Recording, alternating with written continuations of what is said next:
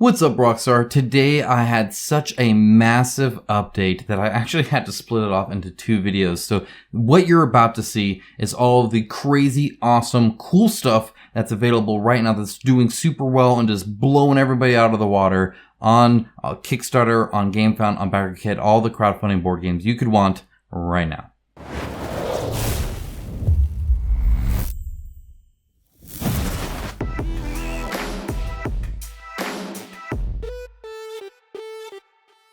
Thank you to my channel sponsor Into the AM. As a company that believes hard work and a great product is a proper way to conduct business, I am delighted to have them as part of the channel. They have some of the coolest graphic t-shirts around and an absolute best fit and feel that has continually exceeded my expectations. With new shirts arriving all the time and other products like boxers, hats, and even a monthly shirt club, I wholeheartedly recommend them to you. Check out the link in my description of this video for an exclusive 10% off everything they sell. Now, like I said, this was actually an hour-long video that I've now cut down a little bit so that you guys can actually, not just get inundated with info. It's a lot, I know. Crowdfunding is insane right now. The Q4 of every year is always crazy. This year, though, is hitting us hard. There is so many cool stuff here. And I'm not even getting into a lot of the other indie stuff that I'm going to be covering. And then, of course, all the upcoming stuff. Some in just a very few short days. So, and big name items, too. So, feel free to, again, subscribe if you haven't, because that'll be coming out tomorrow. So, the day after I post this, I will post that other one for you. So, you're going to get a lot of cool info here coming up, but this is just the cool stuff. So let's go ahead and dive right in. Starting things out, of course, with Slay the Spire, the board game. Freaking doing awesome. $1.6 million.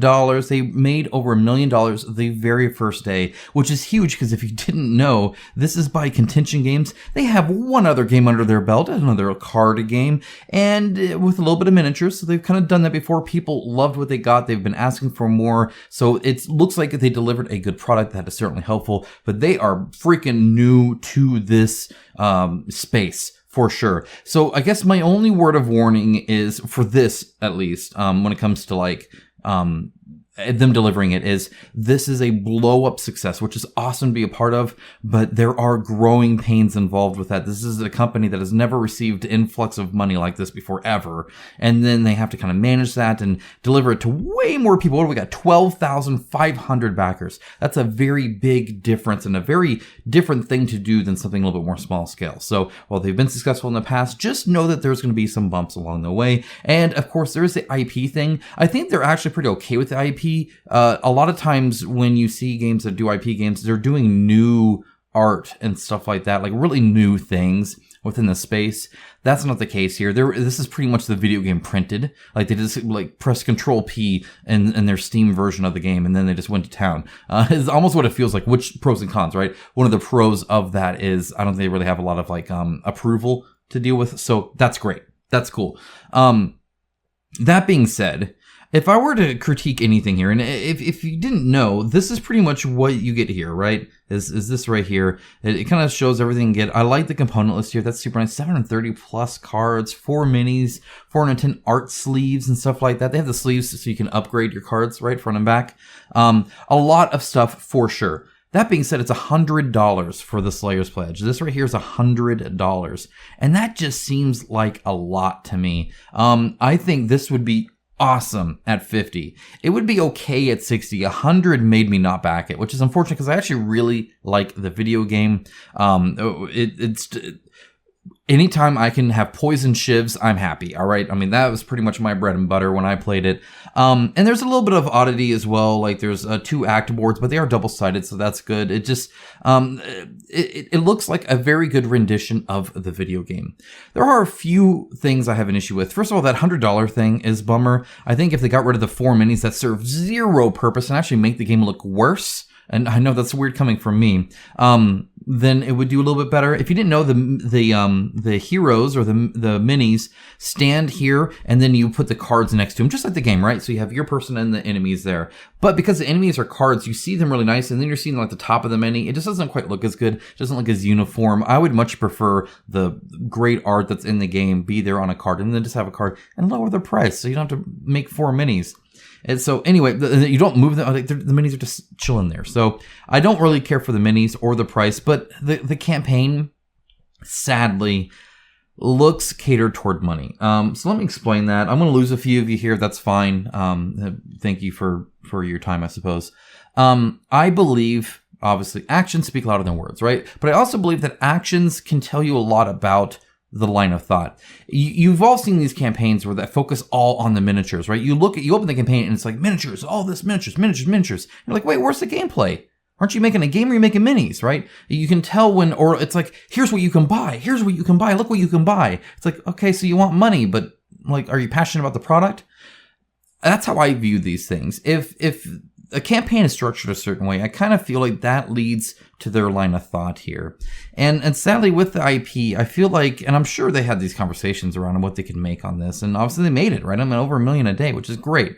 So I'm not saying this campaign's bad at all, but like you get this claw pack here, they never once explain what the heck that is. If you haven't played the video game, you're just gonna look at that all cross-eyed, like what the heck is that? God only knows. Right here they show Slayer's Pledge, what you get, here's what you can buy. Collector's Pledge, here's what you can buy. Neo's All In, here's what you can buy. Notice there's no gameplay yet. Here are the Slayers, no gameplay still. Upgrades, they added this after the fact. This wasn't at launch, so at least they added that. But then on the how to play, all they have are these kind of paid for videos, which I'm sure are great, but there's nothing that they did. They didn't do anything except pay some people to tell you how to play the game as an external thing. Now, they do link the rule book. I'm not saying the rules aren't there. I'm not saying it's not a great game.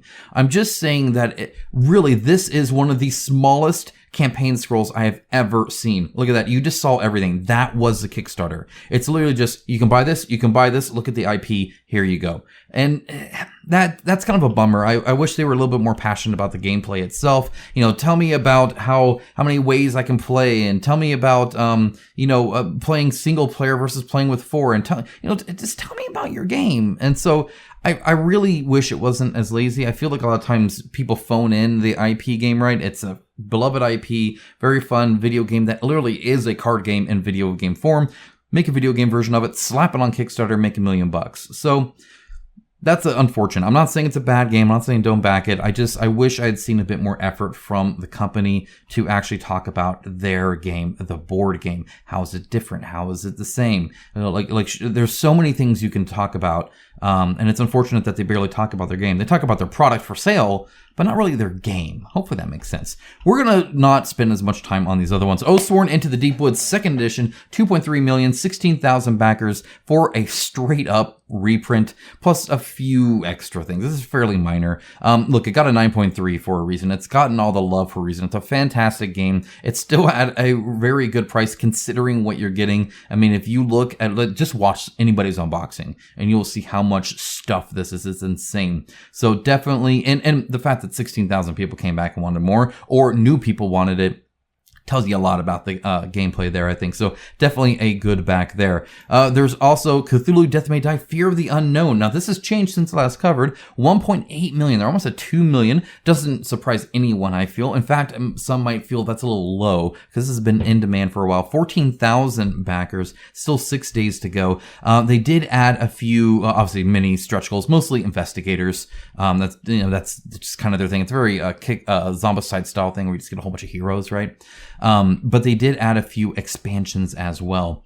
So if you look here, and they did do stuff like this last episode. So they're definitely adding monsters. They're adding, it's just like the first one, right? It's pretty much the same way.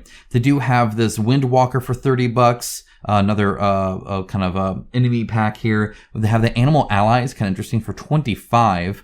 They do have the Relay, Rising, and Unspeakable box. Those they had before. So these are kind of the new ones here. Honestly, not very much. 30 and 25. The Animal Allies is a Kickstarter exclusive, though. So just as an FYI on that. The MSRP is $5 off, but you have to pay for shipping. You're cheaper to go at retail. So unless you think they won't put this at retail, which I think they will, I wouldn't bother with that. Sometimes it's not really that big of a thing, unless you just like making one purchase and being done with it. Ain't nothing wrong with that either. The miniature designs are super cool. I always love a sideways face. It was in Bloodborne as well. I really dig that. So a lot of these look cool. This guy looks awesome. I really dig what I'm seeing here, and I will probably most definitely maybe get this. My wife, I think, definitely wants it more than me. I'm fine kind of waiting for the retail, but I just feel inundated with board games too. But she's like, no, we should probably get this. So I might be right there with you. This might be the next come on thing I back. If they do, it's going to be $1 though. That's just how these things roll these days. All right, next up we have the Queen's Dilemma, 458,000, almost 500,000. If you know, that's $500,000. 3,000 backers, 12 days to go. It's the sequel standalone to the King's Dilemma. Did very well. If you didn't know, it is a legacy style game. So, you play through it and then you're pretty much done, but you get this unique kind of very narrative kind of story that you get to go through. A lot of people really liked the King's Dilemma, so they're pretty excited for the Queen's Dilemma as well, as I think they should be. There's a lot here. I can't compare it to the other one because I didn't play King's Dilemma, so maybe some of you can share your thoughts on this compared to the King's Dilemma. Is there enough different? Is it the same? Is it like how great is the price? It's very hard to tell with a legacy style game when it comes to worth. It is $99. Honestly though, I mean, anything under 100 these days seems like a deal, which is just crazy. Spirit Island Nature Incarnate, $863,000 raised by 8,000 backers, and really, this shouldn't even be the case. This shows the passion for this game. A lot of this is available at retail cheaper. It's another kind of lazy campaign. They have a lot of mistakes and issues, and they even added stuff after the fact. Like there's all these like different ways to get things and stuff like this, and all these add-ons that wasn't there before, and they still made this much. Like people are loving this, and honestly, that's awesome. People are getting what they want. That's great, and it looks like a quality game, and I'm sure they'll get it. And at the end of the day, that's better than some deals we get, for sure. It is unfortunate that they didn't put more effort into getting a deal when you're working directly from them as opposed to a retailer where they sell it to the retailer for half the price. But, if they want to ride super high margins because obviously people are willing to pay for it, that's kind of how markets work, right? Though I can also say that's kind of a crummy deal, and maybe you should lower the price a little bit. But it's kind of hard, right? Like I say that because in my head, like you should always backers 100% go us, right? But at the same time, you're kind of like burning your retail, right? At that point, you're competing with your own retail. It's why digital video games cost the same as a physical one, because literally the retail was like, we're not going to carry your game if you're just going to undercut us. Right? Like, why would I buy your game to sell a physical version in my store if everybody knows they can go directly to you and get it for cheaper? It does make, I get that. Understandable. So at one point, it's like, so retail's holding us back. At the other time, a local gaming store does a lot for the community. Even if you don't use it, I'm sure other people do. They have all sorts of stuff available for board gamers, whether it's a game swap or demos, or even if it's just a nice place to play some Magic. I want to support those two. So I understand not undercutting them, if that makes sense. But I still feel bad about it. Okay, moving on. 20 strong. Chip Theory Games, 341,000, which is actually pretty good. It's by 5,400 backers. And if you look at the price of this thing, free shipping, first of all. So they're not bumping up any money that way, which is fan-freaking-tastic, of course. But if you go to the actual rewards, let's go here. Boom, there you go. $65 for all of them, or $30 for the kind of the base game. So it's a much cheaper pledge, which means that, and again, it's all about profit. So many people get stuck on the revenue, and I'm the same way, right? I'm telling you guys, $18,000, $180,000, $500,000. But if it costs you $450,000 to make and ship and deliver the game, you didn't make that much money, right? So profits are hidden, of course. Nobody knows what the profit is on these things. Suffice it to say, I believe Chip Theory Games has a very healthy profit on this game. And so they're able to kind of give a good deal, but then also make a good deal as well. At the end of the day, we want them to be profitable, not just offer us a great deal. Hopefully that makes sense, but not too much of a good deal. If they're charging way more than they need to, maybe they shouldn't.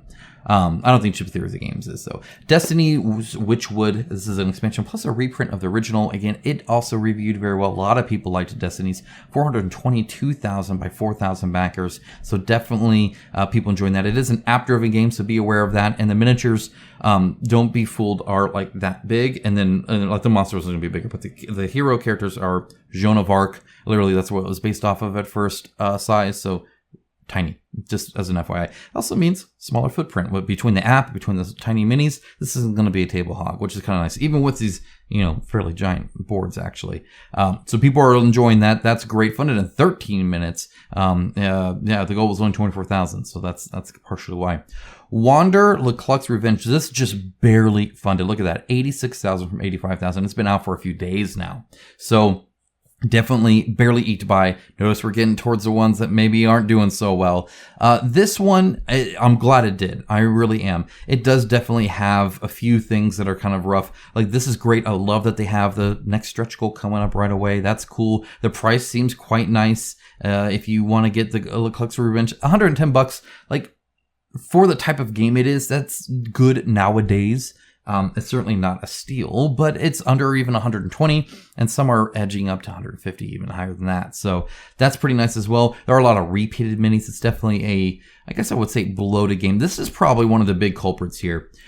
First impressions are big, and I'm very, very passionate about making the first image that they see of your game look enticing, look sexy, look awesome, be something they want to do, something unique. Because at the end of the day, you want them to back it, right? And so this isn't that picture, if that makes sense. If you want an example, go look at like Kingdoms Forlorn picture, for instance. You'll see a giant dragon mini thing, and it's freaking like packed, and there's barely any negative white space in here. This is covered in blankness, and it just doesn't look anything unique or different. This is not a good selling point. In fact, this artwork here does a better job than anything. But this is my first experience of your game, the actual game itself, is seeing that image. That image could be spruced up a lot, I feel, to make it look really good. And they also do this kind of thing as well, where it's a big long scroll of stuff. I think that's great, but only if you, again, first see it kind of at the beginning. So it's great that they're showing all the minis. Like, I think that's smart. It definitely makes it look like a lot more. Combining it with the art is also kind of a smart move. It also kind of fills it up a little bit. That's good too. The size of these, you don't really get a good sense of until later. It's a big long scroll. And you know, the card stuff with this, like at 65 cards, they're showing 3. They could improve this, I think, a little bit to really, and it's still a lot of negative space and all that, really kind of helps show, here's all the stuff you get. This is like a big game here. So, and a little text heavy on a lot of this kind of stuff too. I think for early on, I'd move the GIFs up a little bit, the kind of synopsis of gameplay up a bit more, and then get into things. But overall, it's funded. That's great, and I wish them the best luck. And it looks fairly unique and cool, so that I dig that as well. Zone Wars Mutant Year Zero Multiplayer Skirmish Mayhem, 74,000 raised from a 22,000 goal, and honestly, for the price, not that bad, though obviously could do a lot better than 873,000 or 873 backers. Their minimum order is probably 1,000 anyway. So, you know, ideally you at least get that, right? But definitely funded, unlocking stretch goals, and actually doing fairly well in the stretch goals too, because again, profit and revenue are very different things. So just because the revenue isn't super high doesn't mean they aren't making good money on this enough to be able to kind of give out stuff. So if you didn't know, the price here, and again, I always hate that like the US dollars is really small here, because anytime it's a bigger number that's big and bold, that's unfortunate. Like 590, oh my good, oh, it's SEK, okay, $55. $55 for the core pledge. That's 2 players, the mutants and the animal people, essentially. And then you can pay $91 approximately for the other 2 factions. I think my biggest worry about this, it's a skirmish tabletop game, you get like a ruler measuring stick and you move and you fight and stuff like that, is a lot of times skirmishes are fun because of build variety, kind of like a card game actually, where I have this unit or I have this unit but decked out this way, or doing things that are unique that way. And I don't really get a sense of how that is here. Obviously the selection of minis is fairly low, which isn't necessarily bad if you can build them different ways.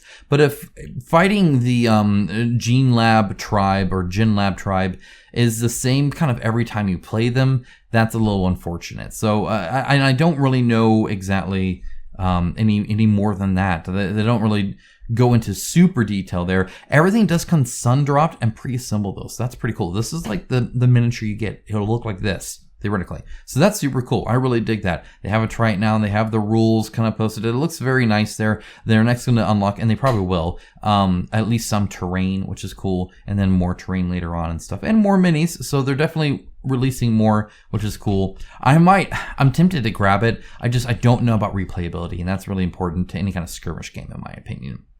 All right, next up, CoraQuest, Keep On Questing expansion, 65,000 raised, almost 2,000 backers, still a week to go from a 15,000 goal. So they definitely funded. They're doing well there. They have all the children's art you could want there. If you have younger kids and you want to get them into dungeon crawling, fantastic option right here. Definitely one of the ones to look out for sure. And anytime you have a second campaign for the same game but with an expansion and it funds, it means you're doing something right. Otherwise, it wouldn't have funded, right? So that's really cool to see. Beautiful display cabinets for miniatures and more. 183,617 backers. I imagine they wanted more to make more than 600 people's stuff. That being said, they definitely funded, and I imagine their profits are quite good on this, I would think. And so it depends on how customized they get. But I think their overall, how much they made is going to go up a lot when it comes to people doing custom things, because you can't really price it out yet, but I'm sure they will. So I imagine they'll do quite well with that. Escape from New York by Kevin Wilson, $200,000 raise, 1,800 backers. This, again, I feel they wished had done more, but they're definitely listening to feedback. They're always trying to improve it. And if you are a fan of the IP, this is definitely a lot of the IP in this. In fact, that's all even like images for the from the movie and stuff like that. So super cool to see that. All right, next up we have In the Heart of Darkness is another new one. 44,000 raised from a 4,000 goal, over 1,000 backers, even as well funded in 20 minutes, over 16 stretch goals right now. Honestly, it looks pretty cool. So 96 plus unique cards, 44 different tokens, dice dandies, the map, more, and all your, it even says right here, I know there's one point where it says like, okay, you choose a protagonist, use your actions to find possessions, craft traps, invoke rituals, try to stop the creatures from advancing to the Heart of Darkness by engaging in deadly combat with them, by crafting and setting traps for them, or by stopping them with dark rituals and magic. Find a way to escape the island and make it out alive. That sounds fantastic, and what a great elevator pitch. I talk about this a lot. What I mean by elevator pitch is describe to me why your game's cool in 30 seconds. In the time it would take for me to press the 2 button and go to the second floor, you need to sell me on this game. It's literally like a test you can do with somebody's trying to buy you something or sell you something, I guess, if you're near an elevator. But that's the idea, right? It's like, look, I'm in the elevator, I'm going to my thing, you want me to buy it, you got to sell it on me right now. This is the time I'm giving you. And if you can't summarize your game that quickly in a, here's what it is, here's why it's cool, then honestly, you need to work on the game more, or make something more interesting. To be frank, that's really what you need to do. And this is a fantastic example of that, in my opinion.